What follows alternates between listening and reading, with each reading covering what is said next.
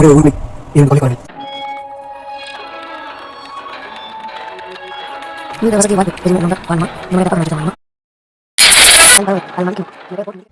10 ரூபா போட்டால் சில பேர் திருட்டு ஓடுறாங்க அப்படின்னு தான் நினச்சிட்டு இருக்காங்க. எல்லாமே காசு தான். ஒன்று தான் பார்த்தாலும் பொறுத்து பார்த்தாலும் எல்லாமே காசு தான். இந்த காசே கடவுள்னு பாடமே எடுத்துருக்காங்க. நம்ம காசை பற்றி பேசக்கூடாதான்.